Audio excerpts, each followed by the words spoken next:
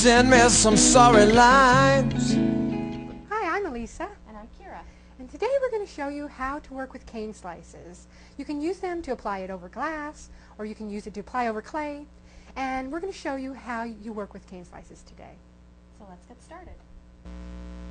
These are some of the things that we've made with the technique we're going to show you today. And that is how to piece canes around a solid piece of clay or on glass or any different things you want to make. This is an incense burner that we've made, and we took a solid piece of clay and added some canes onto it and made a nice little incense burner with a dish.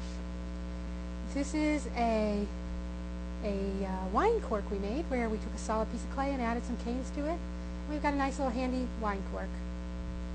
And these are a pair of salt and pepper shakers we've made, and we pieced some canes right around the glass and fired it on. And basically, to get these seams to meld, we come back with our rod and roll those. So that's those. This is another base for a pen, and on this one we've just made a round ball and pieced some canes over it and made our holes for the pen. And this is a drawer pull we've made, and basically the same thing, a solid piece of clay, formed the cane slices over it, embedded a stove bolt so that we can make it a drawer pull. And then these are some fan pulls we made to turn on your fan or to turn on a light, excuse me. And we're actually going to show this one in our download at polymerclayclassroom.com. And these are a few other different designs that we've made. And as you can see, you can make all kinds of shapes and sizes and match any kind of room. Kira's going to show you how we take this, just some scrap clay and add some canes to it. Okay, so when we say cane, this is what we do. This is a cane that has been created with bullseyes, and then this is actually called a lace cane once you make a bunch of, this is actually started with a blue Skinner blended bullseye wrapped with white and a green one, and you put them together, squeeze them down. Basically, when you're squeezing or rolling out your cane, you're trying to make it thinner and smaller. So this is the same cane, just reduced to different sizes. So I'm going to take this smaller one and a nice sharp new blade, and I'm going to cover this piece of junk clay from a previous episode. And first I'm going to start by rolling that into a ball. And it doesn't matter what it looks like because you're not going to see any of this. So just set that aside, take your blade, and practice cutting off nice thin slices. With a fresh blade, that'll be easy to do. And those slices are going to go around that scrap ball, and it's actually going to make something really neat. So I don't know how many slices I need. I'm just going to make a few and then put them on there, cut off a few more, and just keep working until my ball is covered. So I'll start with these, and I'm just going to lay them on gently in a pattern that I like. Right now I'm not caring too much about the pattern or covering the entire ball. I'm just going to get them on there. And you can add several different canes. You don't have to use just one. You can use several. Actually, Kira combined 2 different canes to make that one cane.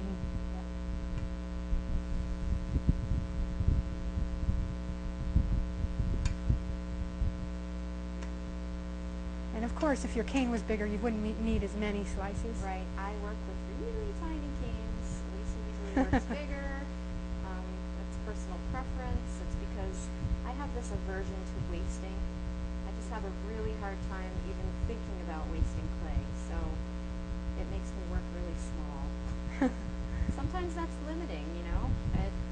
I look at other people, like Ilysa makes these big things, and I'm like, wow, that you can do more with bigger clay, but then I just, if I start thinking about using a pound of clay in one project, I have convulsions. Right, and I probably use 2 pounds in each cane. So it's just preferences. So here I cut this one piece in half just because I had 2 little places that I needed to cover. So now this is roughly covered with slices of cane, and in order to get them to seem nice and flat and smooth, I'm just going to roll it in my hands. First one way, and then I like to roll the other way just to avoid sort of smushing it all in one direction. Right, and try not to distort it as you go. So this is gentle. I'm not really putting a lot of pressure on my hands, and you can see that the seams are starting to smooth down.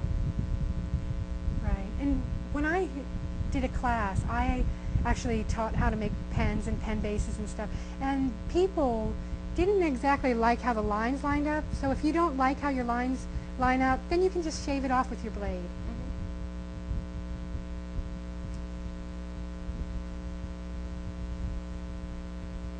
So now, if you were able to feel this, hopefully you can see it, it's actually all smooth. There's no more pieces sticking up. It's all smoothed onto there.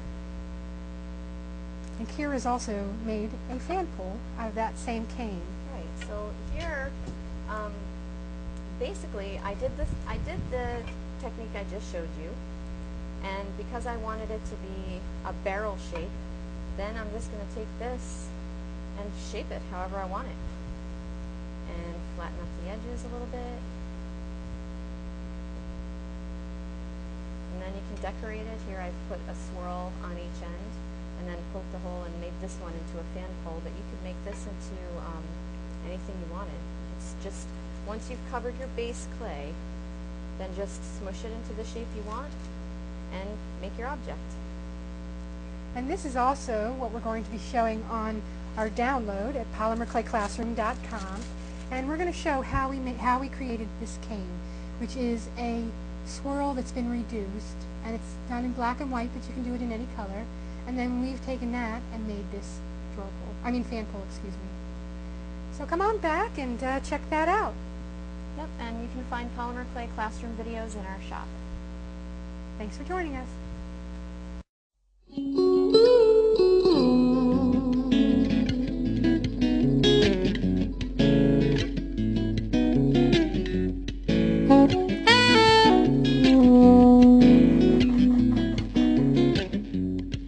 Send me some sorry lines, but passion undying, that the oceans can't subside. The storm blew from behind with all of your lies. You pushed me aside.